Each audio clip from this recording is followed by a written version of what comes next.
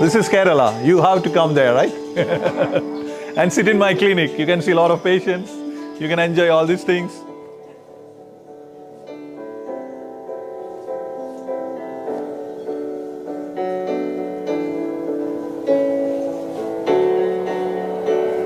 This is a homeopathic medical college, one among them.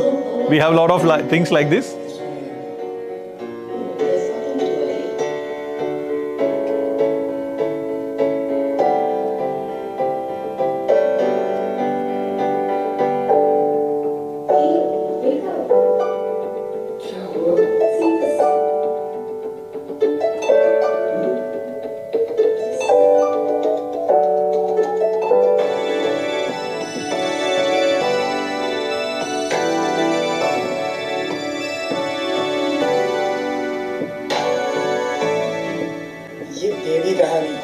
ये है हमारी पसंदीदा केरला कहानी।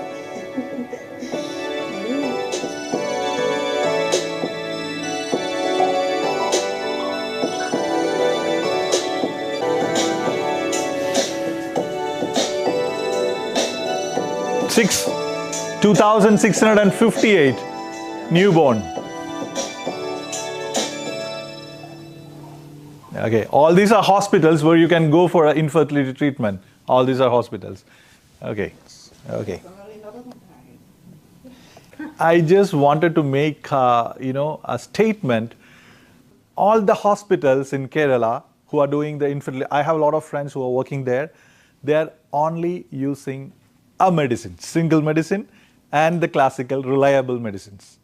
That is the important thing. Every day, I think there are so many. I think 14 centers are there in Kerala, and they are seeing more than 2,000 people. 2,000 people only for infertility. I want to know why. But sometimes it's a common symptom of one disease. See, you have to differentiate a common symptom from the individual symptom. If you take 10 cases of autism, all the children are having almost 90% same symptoms, like echolalia. Echolalia means telling the things again and again. They will tell something and they will repeat that, repeating the same thing, echolalia, and they will be aggressive, they will be like irritable, restless. All these symptoms are common symptom of autism. You don't have to take that symptom and repertorize and give to the patient, and the patient will not be cured. It is no use, because that is a common symptom of that. Likewise, the common symptom of polycystic ovarian disease is amenorrhea. You don't have to take in account of that. Okay, so fear of getting mad is a common symptom of OCD. OCD, Yeah. It's an obsession compulsion. In that disease, fear of getting mad is very common, because the patient always feels like I will get mad. So you don't have to take that. It's written by Hahnemann, not me. You have to treat the patient, not the disease. When you start treating the disease, you won't get to heal the patient. You can't be able to cure the patient. Pure cases on the starting stage.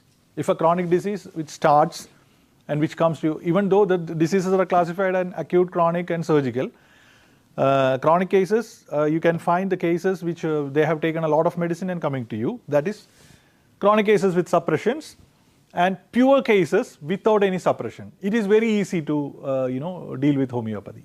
And I found another class which is very, very difficult to treat with homeopathy. Chronic cases treated with unhomeopathic way by a homeopath. It's very difficult. Unhomeopathic by homeopathy. Yeah, because a lot of medicines, lot of suppression, yeah. Lot of medicines, combinations, lot of unwanted medicines and all. Yeah. It's very difficult. Even the acute cases as well. Because sometimes they will be giving like 3, 4, 5 medicines together, and the acute case will aggravate. If they are coming to me, I'm afraid of taking care of that, especially for the children. There are chances of getting pneumonia. A lot of homeopaths spoil the cases with lot of medicines, the patient will go to pneumonia. Evaluation of the symptom, that is called core analysis. So for that, I made the symptoms into super grades, high grades, medium grades, and normal grades. And I have given marks. The marks are not meant to give intensity while you're repetizing. The marks are only for the priority. So the first one is super grade symptom, okay? And the second is high grade symptom, and the medium grade and the normal grade. When you are doing with the cases, it will be more easily for you to understand all these things. These are the physical generals of the patient.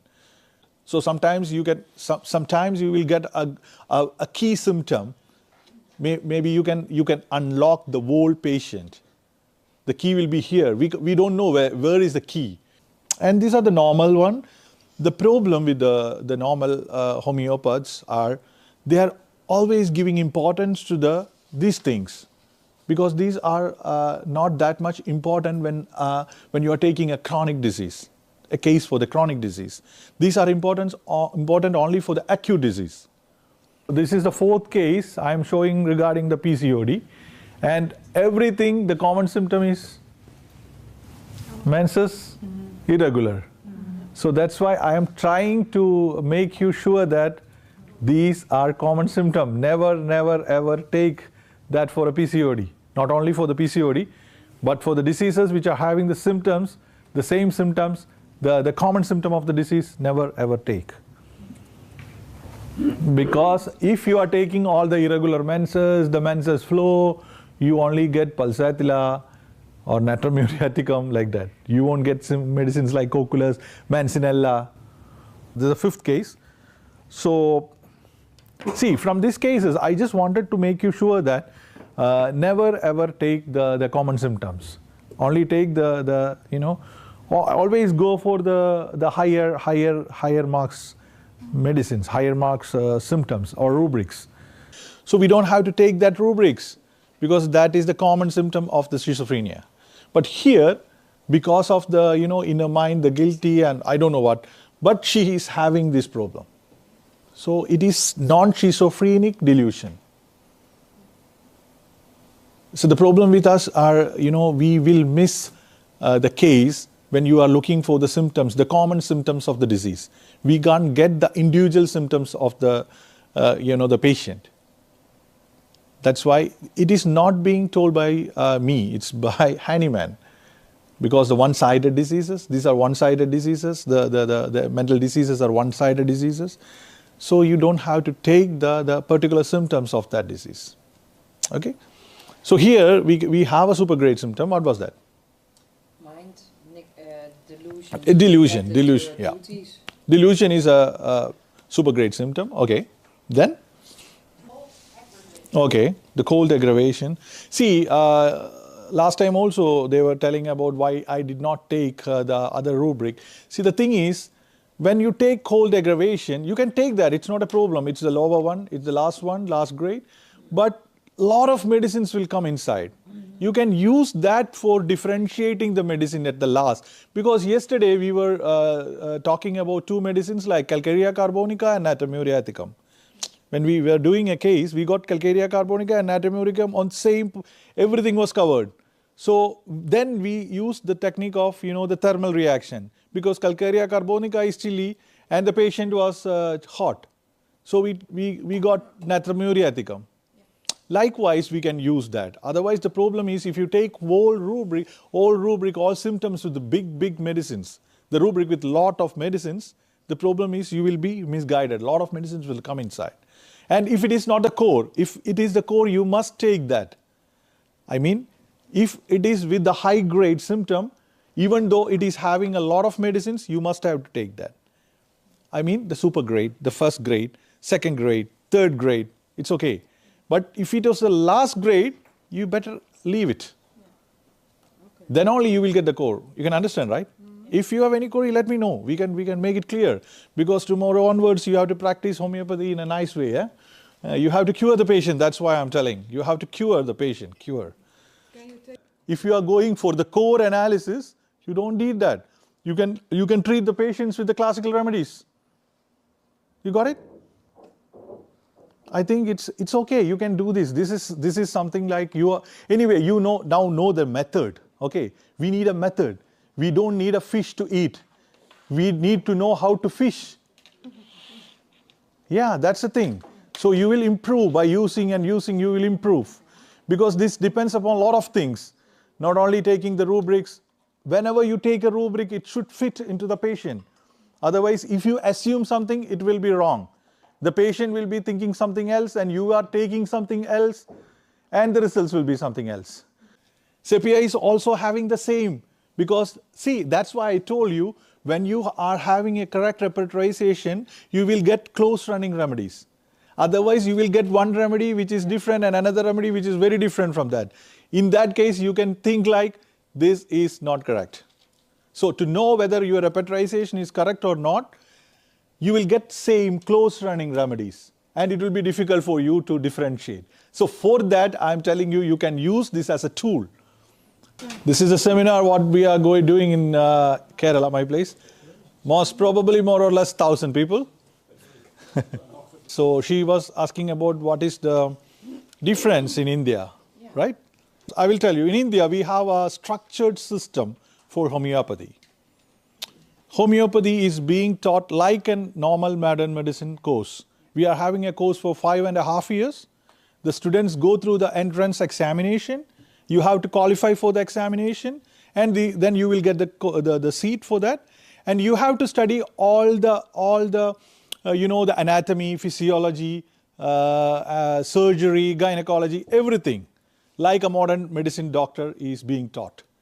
So you have to study that. Apart from that, you have to study the homeopathic, literature, like the Materia Medica, the repertory, the organon of medicine, everything. So the student who is going for an homeopathic course in India for 5.5 years, he is studying a lot. All the diagnosis, everything. We have to see the surgery.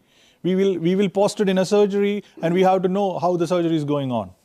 And we will be posted in a gynecology and obstetric. We have to see 10 births. The pregnancy, the birth.